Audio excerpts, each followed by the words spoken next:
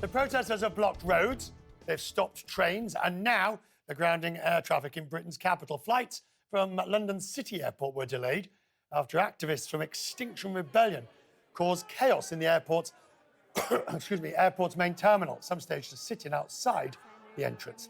One man climbed on top of a British Airways plane before being removed and arrested. Another flight was delayed after protesters started giving a speech in the cabin. Amid all the chaos, some of the industry are trying to take notice. One of the world's largest airlines groups, IAG, has promised to remove or offset all carbon emissions from its fleet by 2050. Now, that would include carriers like BA, Aer Lingus and Iberia.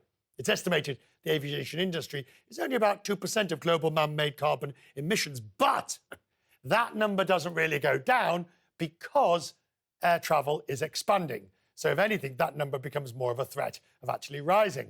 In a recent survey from UBS, 1 in 5 travellers claim that flight shaming has encouraged them to shun air travel for the sake of the planet. The CEO of IAG is Willie Walsh. He joins me now, live from Toronto in Canada. Always good to see you, Willie. First of all, why this pledge now, and why is it going to take you 30 years to get there? Well, thank you, Richard. It's really on the back of the decision by the British government to adopt the zero net emissions by 2050. As you know, the airline industry has adopted a target of a 50% reduction in net emissions by 2050. But it's clear from recent scientific evidence that that's not going to be enough. So based on the scientific research, the Paris Accord, we believe that we need to demonstrate that we're prepared to go further. So you're quite right. It's a very ambitious target, and we clearly have a lot to do to get there. And it will take time. And as you quite rightly pointed out in your presentation, given that we don't have an alternative to fossil-based fuel, to kerosene, in the short and medium term, we're going to have to start doing something else. And that's why we've got to focus on our net emissions, where we can provide financial incentives to others to reduce their.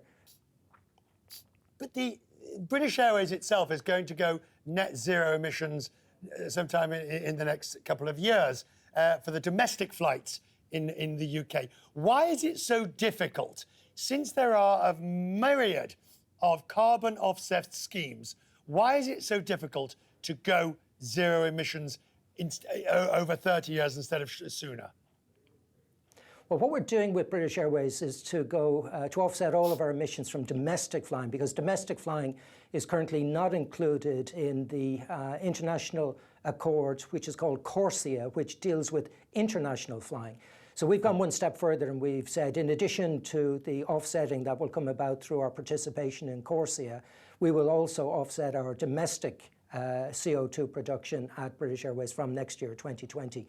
I think the critical issue here is that to do this properly, we need to satisfy ourselves that these offsettings are real, they can be measured. Right. It's very clear that they must be additional to business as usual. It must lead to a permanent reduction in carbon emissions. They must not have any unintended consequences or drive emissions somewhere else.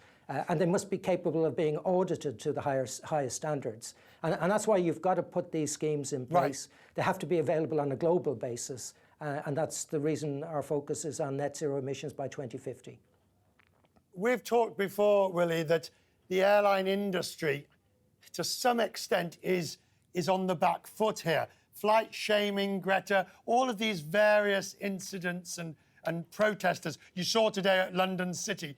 However regrettable, it might be for an airline trying to fly planes, the argument is not yet getting through from the industry.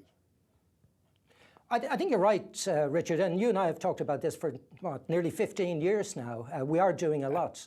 The reason I'm in Toronto was to bring a group of journalists on the new Airbus A350 aircraft that we've introduced into British Airways.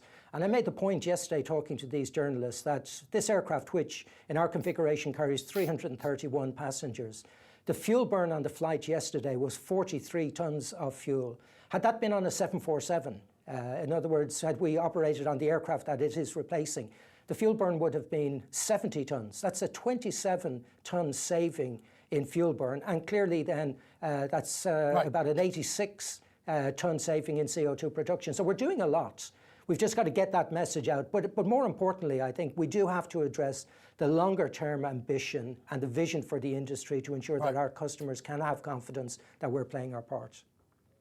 Final question, Willie. I just want to look at the industry in Europe at the moment. I mean, you and I spoke a few months ago at IATA, and you were pretty clear that some others were going to go, and you weren't wrong. Do you think the shakeout's over? No, not at all. I suspect we'll see more failings through this winter period and into the first quarter of next year. It's clear there are a lot of fragile airlines out there, and I can't see anything that's going to keep them in business. Willie Walsh joining us from Toronto. Thank you.